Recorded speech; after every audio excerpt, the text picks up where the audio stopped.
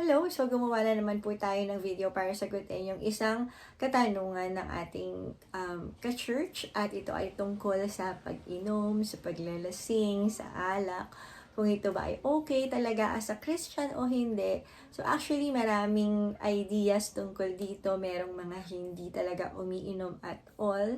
Merong umiinom pero wine lang. Merong umiinom pa rin talaga ng isang case hanggang ngayon. So, ano nga ba ang sabi sa Bible patungkol dito? So, dito po sa video natin, sasagutin natin itong mga tanong na to.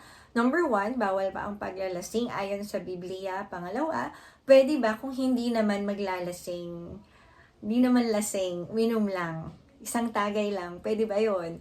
Number 3, bakit may mga verses sa Bible na nagsasabing okay lang naman uminom?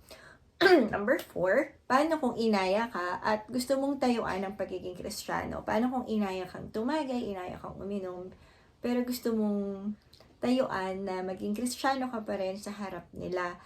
Ano ang iyong magiging tugon? And number 5, pwede ka bang lumaya sa pagiging isang manginginom? So, sisikapin po natin itong sagutin sa video na to according to my research po, and of course, we are free naman na paniwalaan ito o hindi. So, it's nice to know. And kung gusto nating tayuan, then praise the Lord. Okay, sagutin po natin yung question number 1.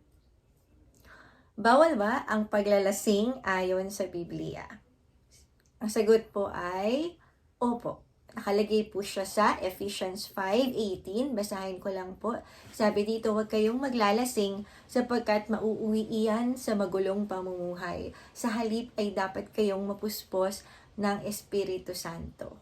At meron po pong isang verse, di ba narinig natin doon yung salitang huwag maglalasing. And then may isa pa po tayong verse, 1 Corinthians 6:9-11. Sabi dito, hindi ba niyo alam na ang mga makasalanan ay walang bahagi sa kaharian ng Diyos? Huwag ninyong dayain ang inyong sarili, ang mga nakikiapid, sumasamba sa Diyos-Diyosan, nangangalunya, nakikipagtalik sa kapwa lalaki o kapwa babae. Verse 10, nagnanakaw, sakim, naglalasing. Andun po yung word na naglalasing, nanlalait ng kapwa o nandaraya ay walang bahagi sa kaharian ng Diyos. So, ito po ay napakaliwanag na kapag tayo po ay namumuhay sa paglalasing pa din, kahit na tumanggap tayo sa Panginoon, once in our life na tayo nalalangin, hindi po tayo makakabahagi sa kaharian ng Diyos. Dahil po, kung tayo ay talagang tumanggap sa Panginoon, sisikapin nating lakaran yung kanyang mga salita at yung mga sinasabi sa Biblia na kasalanan ay hindi natin gagawin. So, kung first time mo itong nalaman, praise the Lord dahil may chance pa tayo na makabawi kay Lord. Kung alam mo naman na to, now is a chance for us para mag-isip na magbago ng ating lifestyle at mas magkaroon pa tayo ng effort na makasunod talaga sa Panginoong Jesus. So, don't worry po kasi itong video na to, mahaba to, at I pray na makatulong po ito sa bawat isa na maging magaan at maging matulungan talaga tayo na makalaya dito. So, nilagay ko rin po dito, bakit nga ba ayaw ni Lord ng mga naglalasing? Hindi ba enjoy lang naman yon, gusto mo lang naman mag-relax? So, ano po ba yung hindi magandang dulot ng paglalasing? Marami po ako nilagay dito. Number 1 ay nasisira po ang ating atay. So, nung ako po ay nag-aaral bilang isang nurse, naalala ko, tinuro sa amin nun na ang pag-inom ng alak or paglalasing ay ang number 1 cause ng liver cirrhosis. Ayan, or problema sa atay. At ito po ay nakakamatay. So, ayaw ng Diyos na mamatay tayo agad, na hindi natin ma-achieve yung span of life na bigay niya sa atin dahil sa alak. So, bukod doon, ano pa yung hindi magandang dulot ng paglalasing? Nakakagawa po tayo ng mga maling desisyon. Umamin kayo. Ilan na po ba sa inyo ang nakagawa ng maling desisyon? dahil sa alak. Ayan, meron tayong mga nasasabing hindi maganda pag nakainom tayo, na pinipigilan natin bago tayo uminom, pero nung uminom tayo, bigla natin nasasabi, or nakikipag-away tayo dahil tayo'y nakainom, 'di ba? Nagiging mas matapang tayo, nagiging mapanghamon tayo, nakikipag-away tayo, at nakakagawa tayo ng mga kasalanan kapag tayo'y nakakainom. So, bakit po ba nangyayari 'yon? Puntahan ko lang po yung science para alam natin yung medical reason kung ba't siya nangyayari. So, pag umiinom po kasi tayo, nade-depress daw po yung ating prefrontal cortex, yung part ng brain na responsable sa logic, judgment, and decision making. Kaya, parang hindi siya nakakapag-function ng maayos. Kung dati logical tayo mag-isip, kung dati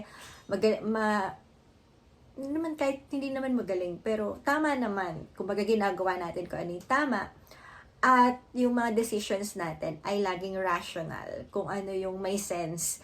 Pero pag nakakainom tayo, nawawala lahat yun. Hindi na siya makapag-function dahil sa alcohol. Kaya nakakagawa tayo ng mga bagay na hindi natin gusto.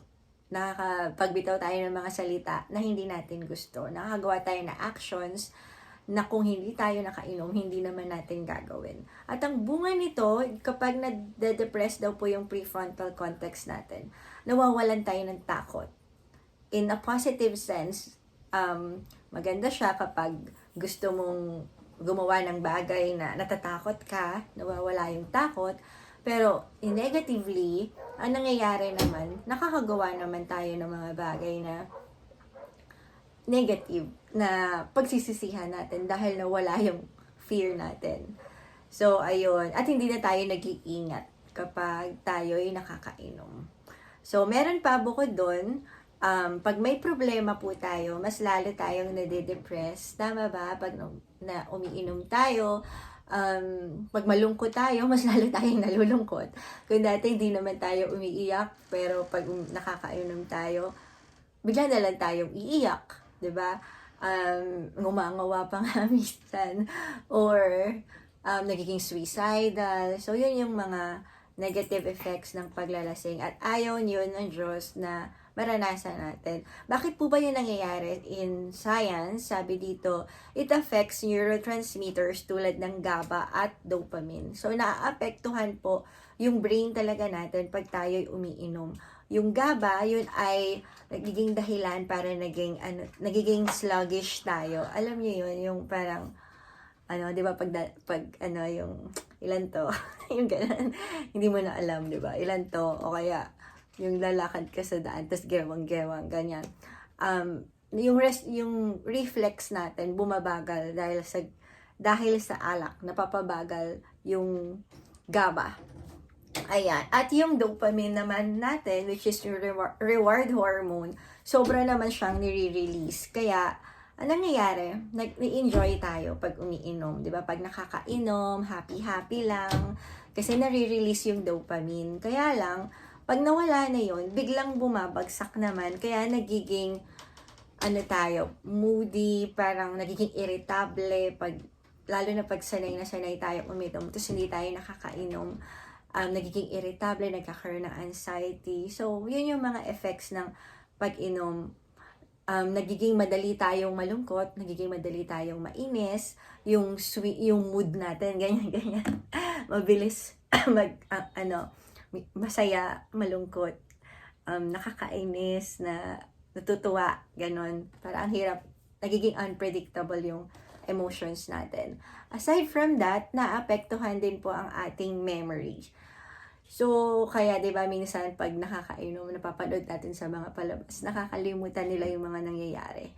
Baka kayo rin po na-experience nyo yan, nakakalimutan natin yung nangyayari. Kasi po in science, yung alcohol po ay naapektuhan ng ating hippocampus. Ayan, yung hippocampus, yung part ng brain na nagre-record ng memory at nagpo-process ng learning. So, naapektuhan niya, parang nagkakaroon ng amnesia. ng amnesia sa moment na yon. So, ayan, kaya minsan ano nangyari? Datin alam na may nagawa tayong hindi maganda habang tayo'y lasing. At minsan, nahihirapan din po tayong matuto o maalala ang mga pinag-aaralan natin. So, hindi siya nakakatulong sa pag-aaral, hindi siya nakakatulong sa trabaho, dahil instead of nag-grow tayo mentally, hindi po siya nangyayari dahil sa alak. Isa pang effect po ng negative effect ng paglalasing ay bumabagal ang ating reflex. So, di ba, pag tayo nagde-drive, wow, driver, hindi po ako driver. Ayan, pero, di ba, pag nagde-drive po, pagka may dadaan sa gilid, mabilis mo siyang gigilid. Di ba po? Pero kapag nakakainom pala, kaya marami palang na-aksidente kapag, dito pala yung camera, sorry. Ayan, so, maraming na-aksidente kapag, nakakainom. Kasi, mabagal yung galaw nila. Parang sa isip nila, ay may kasalubong ako, iiwas ako. Pero, parang slow mo. Nagsaslow mo sila. Pero, yun nakakalungkot kasi may mga nakita na rin po kung na dito lang sa may amin, namatay dahil po lasing. Yung iba nakakabunggo, nakakabundol, nakakabiktima pa ng ibang mga tao dahil lasing na nagdadrive. Kaya sobrang pinagbabawal po talaga ang pagdadrive ng lasing. And syempre, sana hindi po tayo maglasing kasi nga ito ay hindi will ni Lord. Yun yung mga iniiwasan ni Lord. So, hindi KJ po ang ating Panginoon. Gusto lang niya tayong ingatan sa mga ganitong sitwasyon. And last is liver cirrhosis. Kaya nga po nung sinabi ko kanina, yung alcohol po kasi ay nagpo-produce ng toxin kagaya ng acetaldehyde na sumisira sa mga liver cells natin. So, yung liver cells natin, normal siya, di ba? Pero, pagka nasisira siya, nagkakaroon siya ng peklat. At yung peklat na yon na nahaharangan yung pagdaloy ng dugo at nababawasan yung function ng liver. At dahil doon, hindi na nagagawa ng liver yung function niya sa body. So, hindi na nade-detoxify yung dugo, hindi na siya nakapag-produce ng proteins, hindi na napaprocess yung nutrients, at eventually, naapektuhan yung ibang parts ng body natin. Kaya ang liver cirrhosis ay nakakamatay talaga. So, in-explain ko po siya in science para makita natin, hindi lang sa biblical, gusto ng Diyos na iwasan natin yung paglalasing dahil sabi ni Lord dahil bawal Pero makita natin na mahal tayo ng Diyos, na gusto niya tayong mapabuti. Gusto niya tayong ma-enjoy yung life na binigay niya sa atin, nang hindi namamatay ng maaga, nang hindi na aksidente, hindi na kaka-aksidente, wala tayong nakakaaway, wala tayong nagagawang desisyon na pinagsisisihan natin sa huli. Amen? So, yan po yung number 1 na sagot sa ating tanong. Bawal nga bang uminom? Bawal ba ang paglalasing? Ayon sa Biblia, yes po. Dahil may mga hindi siya magandang dulot sa ating buhay. Pangalawa, ito naman po yung pangalawang tanong.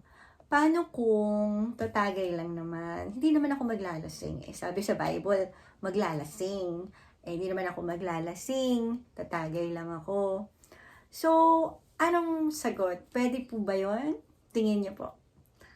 Ayan. So, dito po, based po sa aking pag-aaral, ang nakita ko po is, ang sagot ko po ay another question. Paano mo malalaman kung lasing ka na o hindi pa? So, yung iba, sabi nila, ay isang baso lang ako. Pag nakadalawa na ako, lasing na ako. So, yun nga po ba yung pwedeng testing para malaman natin kung lasing tayo. So, nag-research po ako tungkol dyan. Paano nga ba ang iba't ibang kaparaanan kung paano nalalasing ang tao? So, number 1, depende daw po. Meron akong mga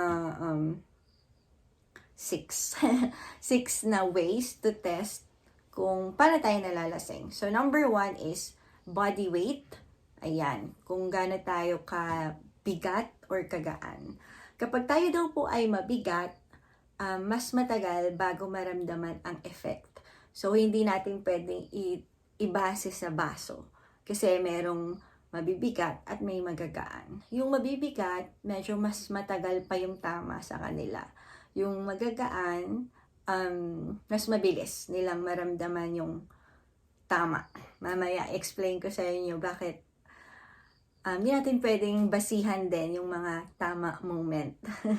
Ayun. So, number 2 ay metabolism. So, may mga taong mabilis yung metabolism nila, may mga taong mabagal. Yung iba may sakit like hyperthyroidism, hypothyroidism na apektuhan yung metabolism nila.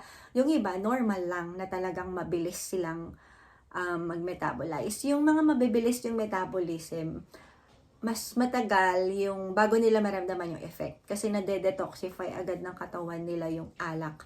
Pero yung mga mababagal yung metabolism, mas matagal bago nila maramdaman yung effect.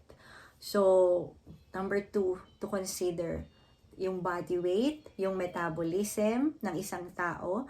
Pangatlo, yung gender. Yung mga babae ang mas dehado pag naiinom. Yung babae daw po ay mas mabilis maapektuhan ng parehong dami kaysa lalaki at matagal bago maklear sa katawan. So, sinearch ko siya kasi tayong mga Happy Women's Month, di ba? But gusto ko sana mas maintindihan natin itong mabuti. So, bakit nga ba, kunwari, parehong baso, bakit mas mabilis na malalasing yung babae? Kasi po yung babae, may nilagay po akong 3 dito, mas konti ang tubig niya sa katawan. Konti yung tubig sa katawan ng mga babae kaysa sa lalaki. Kaya mas consecrated siya. Yung alak po kasi ay water soluble. Natutunaw siya ng tubig. So, dilute siya ng tubig. So, sa mga lalaki, mas madaming tubig sa katawan nila. Kaya mas lumalabnaw agad yung alak. Pero sa babae, since konti yung tubig sa katawan nila, mas nagiging concentrated yung alak. Kaya mas mabilis pumasok sa dugo ng mga babae yung alak. Mas mabilis yung negative effects niya. Pangalawa, sa mga babae ay yung hormones. Ayan, meron palang phase sa ating menstrual cycle na mas mabagal ang pag-process ng liver enzyme. Kaya mas matagal na nasa dugo ang alcohol. So, di ba? Di naman, not unless we are so, talaga na uminom. Mame-memorize ba natin itong mga bagay na to? Metabolism, gender, anong phase ko ba sa cycle, menstrual cycle ko ngayon, malalasing ba ako ngayon pag uminom ako o hindi. Ayan, so, yan yung mga things to consider natin. And letter C, mas mataas ang fat percentage kesa sa muscles ng babae. Ayan. So, yung mga babae, mas matataba. Hindi, mas matataba. Mas mataas yung fats kesa sa lalaki. Yung lalaki, mas ma-muscle sila. So, yung muscle may water, yung fat hindi. Kaya ngayon, yung, again, yung alcohol, mas mabilis siyang natutunaw sa katawan ng lalaki kasi mas marami silang muscles, mas maraming water. Sa babae, mas maraming fats, mas hindi natutunaw agad yung alcohol. So, ayun. So, yun yung pangatlo to consider kung paano ka malalasing. Number 1, again, is body weight. Number 2 is metabolism. Number 3 is gender. Pang-apat is pagkain sa tiyan. Ayan. So, kapag walang laman yung tiyan, mas mabilis pumapasok sa dugo yung negative effects ng alcohol. So, sige, pwede na sabihin, sige, kakain na lang muna ako bago ko uminom. So, paano natin malalaman kung sapat na ba yung kinain natin? 'Di ba? So, ang daming dapat isipin kung malalasing ba tayo or hindi. Number 5 is tolerance. Ano naman yung tolerance? Kung mas madalas uminom, mas matibay ang tolerance natin. Kaya yung iba, madali silang malasing kasi hindi naman talaga sila umiinom. Yung iba, bigyan mo ng isang case, kayang-kaya, hindi nararamdaman yung tama. Pero ito na nga po yung sinasabi ko, hindi ibig sabihin na walang tama ay walang epekto. Kasi same effect pa rin siya. Kasi pumapasok siya sa dugo natin. So hindi natin na-feel yung effect, lalo na dun sa mga malalakas uminom. Kasi nga may tolerance na sa katawan. Hindi natin na-feel na. Pero, yung damage niya ay ganun pa din. Yung damage niya sa brain, yung damage niya sa liver natin, hindi nababago. So, wag tayong padaya. And number 6, na way para malaman kung paano tayo malalasing ay yung concentration ng alcohol at uri ng inumin. So, iba't iba yung alcohol, may beer, may wine, may vodka, hindi ko na alam, may mga, ano pa ba, cocktails, uh, rum, whiskey, yan. So, iba-iba ng ano. So, iba-iba rin sila ng percentage ng alcohol. So, hindi naman natin alam lahat, natin memorize, no? Kung anong percentage ba ng alcohol to, mababa lang ba to, ano ba yung effect nito sa, alam mo yan, may mga computation siya eh. So, hindi naman natin alam lahat ng yon. Merong isang baso ng isang alak na mas matindi pa yung tama kaysa dun sa 3 baso. So, ano ba yung iniinom natin? So, in short, in conclusion, walang safe na number na pwede mong matiyak kung ikaw ay malalasing o hindi. Kahit hindi natin ramdam, may bunga pa rin siya sa brain, sa liver, at sa katawan natin. And actually, nakalagay po ito sa 1 Peter 4 verse 3 na hindi lang basta paglalasing pala, yung nakalagay sa Bible, pero yung mismong pag-inom. Sabi dito, kaya wag na ninyong gawin ang mga ginagawa nyo noon, ang mga bagay na gustong gawin ng mga taong hindi kumikilala sa Diyos, puno ng kahalayan ang buhay nyo noon at sinunod nyo ang nasa ng inyong laman. Palagi kayong nagtitipon-tipon para mag-inuman. Nandun yung word na inuman. Palagi kayong nagtitipon-tipon para mag-inuman. So, diba sabi dun sa simula, wag na ninyong gawin ang ginagawa nyo noon. So, pati pala yung pag-inom ay wag na rin natin gawin kasi nga hindi naman natin alam tong 6 na to. Natin memorize yung body weight natin, how long, depende sa kilograms natin, sa pounds natin, 'di ba? Hindi natin alam kung gaano katagal bago tayo malalasing, sa kind of metabolism natin, mabilis ba tayo, mabagal ba tayo, ano yung klase ng bilis na kaya nating tunawin agad yung alcohol, sa gender natin, obviously mas dehado yung mga babae, pero ayan, tas may mga cycles pa, paano malalaman kung anong phase ng menstrual cycle natin, pwede kang uminom na hindi mo mararanasan yung masyado, yung negative effects, yung pagkain sa tiyan, yan, paano mo malalaman pag busog ka na, pag enough na yon na to the point na hindi na masyadong magiging negative yung effect niya sa katawan natin. And then tolerance, paano mo malalaman kung gaano ka nakatibay yung tolerance mo sa alak at yung mga percentage ng beer or wine or kung ano man yung iniinom natin, ilang percent ba yan ng alcohol. So, di ba, ang sakit sa ulo. Kaya wag na lang. Amen po. Ayan. Okay. Number 3. Number 3 naman po natin, bakit may mga verses sa Bible na nagsasabi, okay lang naman uminom. Ito yung madalas nilang sinasabi, bakit sabi sa Bible, ganito daw. Actually, nilagay ko siya, to be fair, sa John 2:1-11, makikita natin dito na si Jesus is gumawa ng himala at yung first na himala niya is he turned water into wine. Ayun. Basahin nyo na lang nandun yun. And yes, it's true, gumawa po si Jesus ng wine because there's a marriage. May kasalan po ng time na yun at hiningi yun sa kanya ni Mary, yung kanyang ina. And then, bukod doon, ito pa yung very famous verse, 1 Timothy 5:23 o unang Timoteo 5:23. Dahil sa madalas na pananakit ng sikmura mo, uminom ka ng kaunting alak. Yun na isa ding madalas gamitin. O, diba? Pwede daw uminom ng alak eh. At isa pa Psalms 104 verse 15, sabi dito, may alak na maiinom na magpapasaya sa kanila. O, diba? Pwede pala yon. May alak daw na pwedeng inumin na magpapasaya sa kanila. And Ecclesiastes 9 verse 7, sabi din dito, sige, magpakasaya ka sa pagkain at pag-inom dahil yan ang gusto ng Diyos na gawin mo. O yun, very specific yun, no? Diba? Pwede ka daw uminom dahil yan ang gusto ng Diyos na gawin mo. So, is it contradictory sa mga pinag-usapan natin kanina? So, aralin po natin ngayon naman ang pagkakaiba ng biblical wine sa modern wine.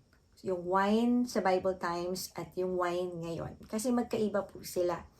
yung alcohol content, actually ni-research ko to. Pwede nyo rin pong i-research kung magtutugma tayo para baka sabihin nyo, gawa-gawa ka lang naman to. So, pwede nyo rin naman pong i-research just to help. This is just to help. Okay, so yun. Alcohol content. Yung biblical wine po ay 3 to 7% lang daw po nun ang alcohol.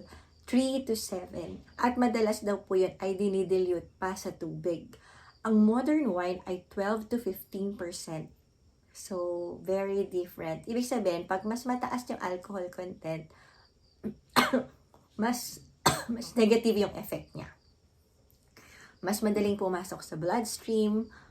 Yung mga pinag-usapan nating negative effects kanina ng paglalasing ay mas mararanasan ng taong umiinom. At mas mataas pa daw po sa stronger wines. So, yung 12-15 are just normal and mas mataas pa sa stronger wine. Bukod doon, ang consumption ay magkaiba din sa biblical wine and modern wine. Yung biblical wine po, hindi nila nilalaklak yung alak. Ano lang sila, pa-bebe mode lang, pa higop-higop lang. Kasi ginagawa nila yun to celebrate something. Kagaya sa marriage in Cana, may celebration. So, hindi sila case-case uminom. Parang tikim-tikim lang. Tapos may halo pang tubig. 'Di ba? Hindi sila yung titikim na puro wine lang yung iniinom nila. Meron silang water na katabi. Sa atin titikim. Tapos yung katabi alak ulit. Ayan, so magkaiba talaga. Ayan, so ngayon, ang modern wine, iniinom daw po natin undiluted, walang water, and lumalaklak. Ayan, mabilis yung inom. Isa pa, di ba? Shot, di ba? Kailangan maubos mo yung yung isang baso, tapos iikot na siya. Ayan. So, tapos pagka hindi ka uminom, ka pa, ibubuli ka pa para uminom ka, para hindi ka mag-pass. Yun, hindi po ganun. Hindi ganun sa Bible. Tapos yung effect din po niya sa body, kasi nga po, less percentage lang ng alcohol yung meron sa wine nila. Hindi po sila nalalasing. Hihira silang malasing. Dahil mababa nga yung alcohol level niya. So, yung modern wine natin, mas mabilis po tayong malasing kasi concentrated yung alcohol natin. And last po is yung cultural view. Sa biblical wine, hindi po nila ini-encourage na maging malasing. Kasi nga, di ba, sabi sa Bible, nakita naman natin, may mga verses na sinasabi sa Bible na ayaw ni Lord ng nalalasing. And dinidiscourage nila yung nagpapakalasing. Okay lang uminom para sa kanila kasi yung wine nila, again, is 3 to 5% lang at may tubig pa at may okasyon pa. Kaya pasip-sip-sip-sip lang yung ginagawa nila. So, modern wine, hindi. Ini-encourage na modern wine or modern drinking yung pag-inom ng madami. Na hindi ka uuwi hanggang di ka gumagapang, di ba? Ganon. So, yun po yung kasagutan. My personal stand, may mga alam po kong Kristiyano na umiinom silang wine paminsan-minsan. Pero ako din sinasabi ko in regards sa 1 Timothy 5:23 kasi nga maganda daw sa sikmura yung pag-inom ng alak. Ako naman, ang sinasabi ko madalas, pag may nagsasabi sa akin nun, may iba namang way para i-treat yung tiyan natin. Kasi unlike noon, hindi pa ganun ka-develop yung medicine sa kanila. Pero ngayon, di ba, pwede naman tayo mag-omeprazole, di ba? Or ano po ba yung pwede natin inumin? Sige nga, bigay kayo sample, mga pangsakit ng tiyan, diatabs, loperamide, motilium, ano pa ba? So yun, hindi kasing advanced yung time nila noon. So, ginagamit nila yung wine as a way to treat their sicknesses. Pero tayo ngayon, maraming paraan para gamutin yung mga sakit natin. So, yung iba ginagawang pampatulog. So, marami ring ways para makatulog. Pwede tayong mag-search. Ayan yung Google, ChatGPT. Marami tayong paraan na pwedeng gamitin para hindi na tayo ma-involve sa alak kasi nga nakikita natin yung negative effects niya. Meron talaga siyang nadudulot na negatibo sa katawan. So, why not? Huwag na lang tayo uminom, di ba? Hindi pa sasakit yung ulo natin sa kakaisip kung kailan ba ako malalasing or ano na bang dulot na itong alak na to sa katawan ko. Di ba po? So, ayun, yun po yung masasuggest ko na wag na lang. Para, ano yun, totally, hindi na tayo mahirapan pang mag-isip kung nagkakasala ba ako o lasing na ba ako o paano pag may nakakita sa akin ibang tao, konti lang naman yung iniinom ko, ano ko sasabihin nila sa akin. So, para wala nang mga ganun-ganun, wag na lang. Wag na lang. Di ba po? That's my opinion.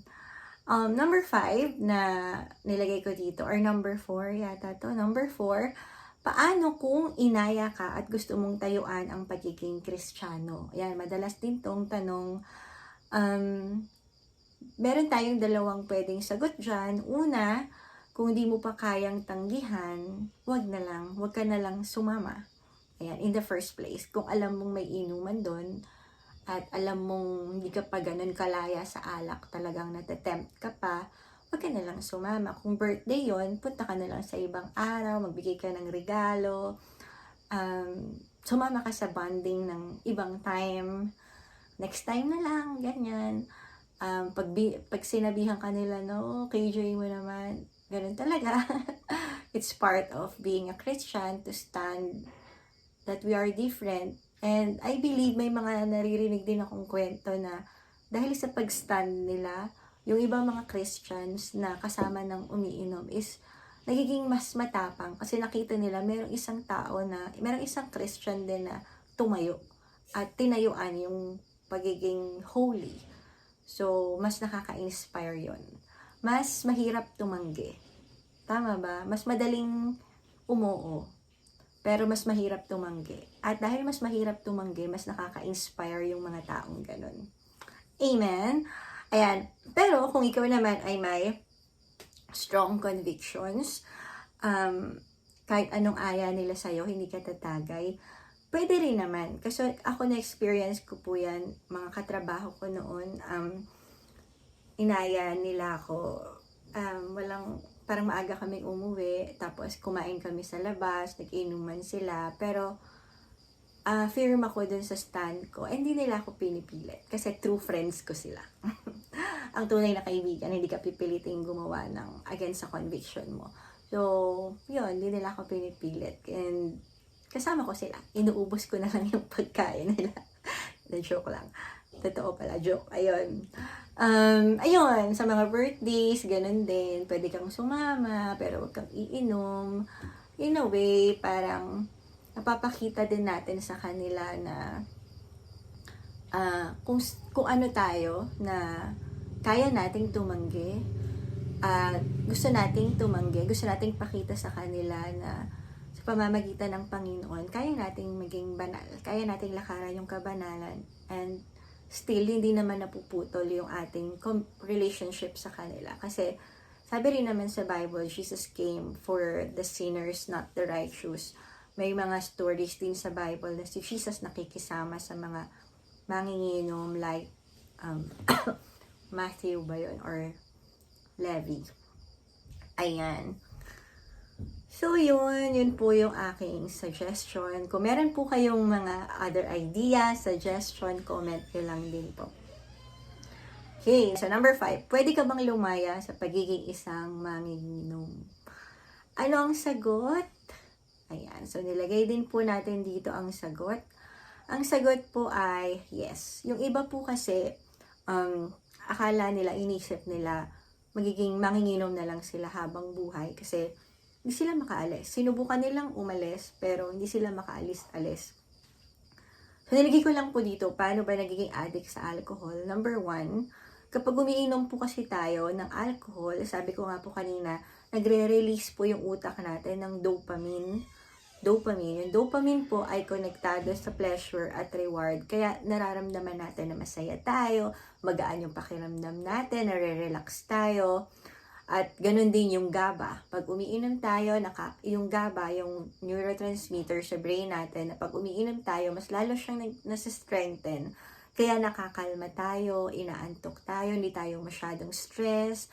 Yun yung mga nangyayari. Kaso, ang nangyayari, kapag madalas natin, syempre, parang tayo, dahil stress tayo sa buhay, tapos nakokonect natin siya. Ay, nung uminom ako last week, nawala yung stress ko. Ay, nung uminom ako, inantok ako. Ay, nung uminom ako, gumaan yung pakiramdam ko. So, iinom ako ulit ngayon. Nakukonect natin sila.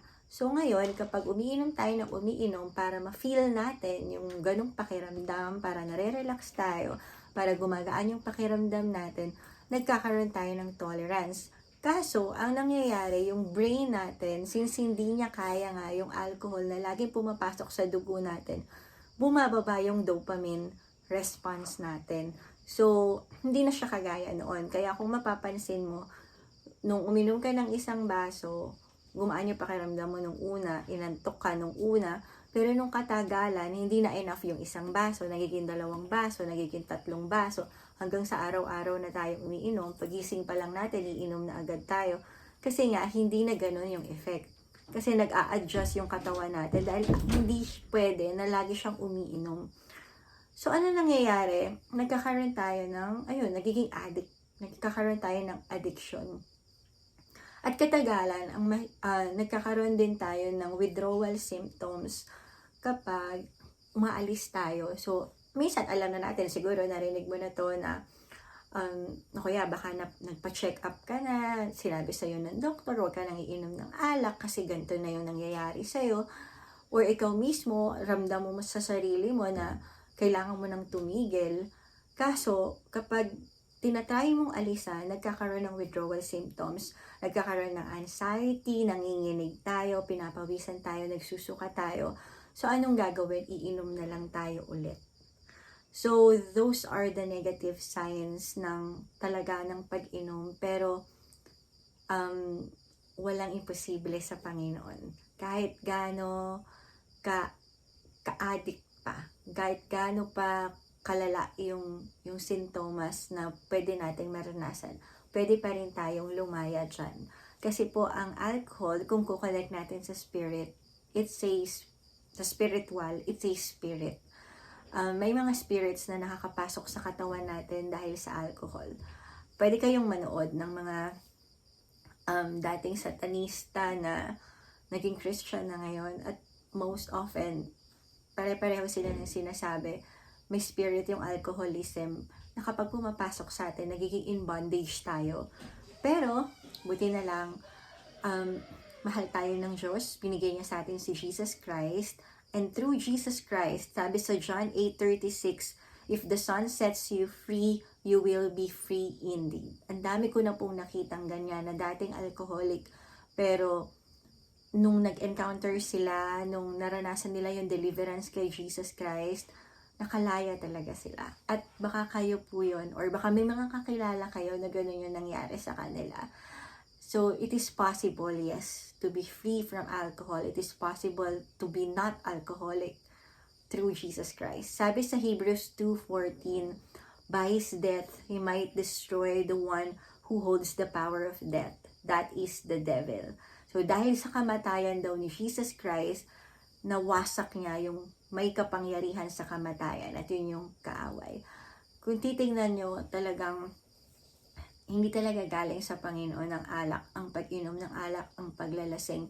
Dahil ginagawa niya, sinisira niya yung katawan natin, sinisira niya yung buhay natin, sinisira niya yung utak natin, sinisira niya yung mga relasyon natin. Yung iba nawawalan pa ng trabaho dahil sa pagiging lasinggero, hindi na nakakapasok.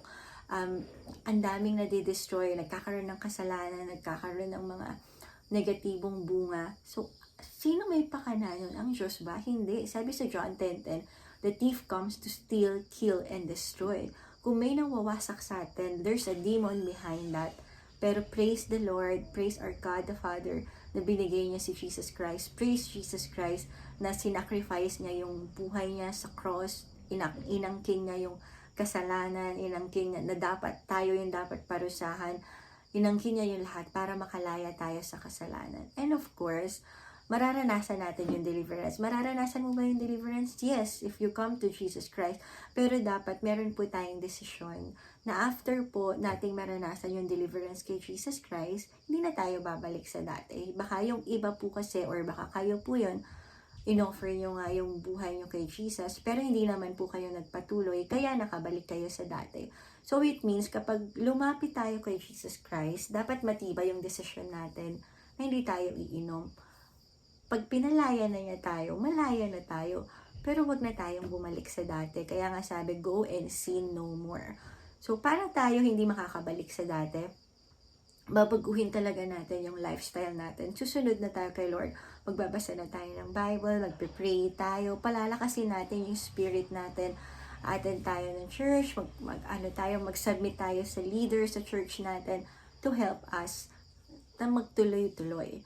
Amen. So, kung wala pa po kayong church, of course, we have Rock of Ages, Jesus the Rock of Ages Church, yun na pala yung pangalan ng church. Message nyo lang po kami, message nyo po ako dito. I-connect ko po kayo sa church, sa leaders. Kung malayo kayo, meron po tayong online fellowship, meron tayong online leaders na pwedeng humawak sa inyo. And if you are already connected to a church, balik ka po sa church, patulong po kayo sa pastors nyo, pastora nyo. And magpatulong po kayo na malakaran yung new life na binigay ni Lord sa inyo. Pagiging alcoholic is not from the Lord. So, I'll pray for you po. Sige po, Father God, salamat po sa taong ito na nanonood ng video ngayon na naniniwala po ako na kalooban mo po na maging malaya siya. And right now, Lord God, I speak freedom sa kanya, Lord God. I release him or her from the spirit of bondage in Jesus' name. Lord God, lalo na po kung nasa puso niya yung pag-renounce sa kasalanan na ito, Panginoon, nakita niya through this video yung negatibong epekto ng alak sa kanya, yung bondage na ginagawa ng kaaway sa buhay niya. Kung nararanasan na niya yung mga bunga nito, and right now nagsisisi po siya, Panginoon, gusto niya na magkaroon ng bagong buhay, ng buhay na malaya. I pray for him, sa kapatid kong ito, Panginoon, palayain niyo po siya sa oras na ito, Panginoon. I release him or her, Panginoon, from this spirit of bondage, this alcoholism, in the name of Jesus, Panginoon. And I pray, Lord, na pagkatapos nito, Panginoon, ay magdidire-diretso siya, Panginoon, makakapagpatuloy siya sa buhay na kaloob mo para sa kanya, na malaya sa alak, malaya sa epekto ng alak, magbabasa siya ng Bible, pray siya, papasakop siya sa leadership, hindi na siya babalik sa dati, Panginoon, in the name of Jesus. Salamat po, Panginoon, na hindi aksidente na napanood niya itong video na to. And I pray, Lord God, na malakaran po niya yung buhay na ganap at kasaya-saya na plano mo para sa kanya, Lord God. Lahat ng ninakaw ng kaaway sa kanya ay mababalik sa kanya, Panginoon. Lahat ng plano mo na maganda para sa kanya ay mangyayari sa kanya, Lord God.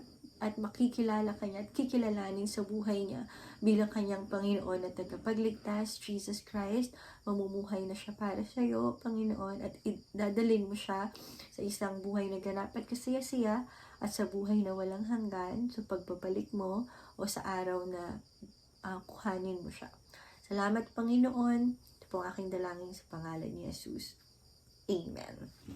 Ayan. So, kung na-bless po kayo sa video na to, pwede nyo po itong i-share sa inyong mga kaibigan na gusto nyo ring marinig yung mga ganitong ideas, knowledge, wisdom from the Bible and from personal experiences and from research, or may kakilala kayong interesado din na malaman ang mga bagay na to, or may mga kilala kayong gusto nyong makalaya din dito, share nyo lang po ito. At kung may mga tanong po kayo na iba pa aside from alak, pag-inom, alcohol, o kung ano pang mga questions nyo po, message nyo lang po ako at try po nating gawa ng time, and by the grace of God ay matulungan niya po ang inyong lingkod para masagot ang inyong katanungan. Yan lamang po. God bless and shalom!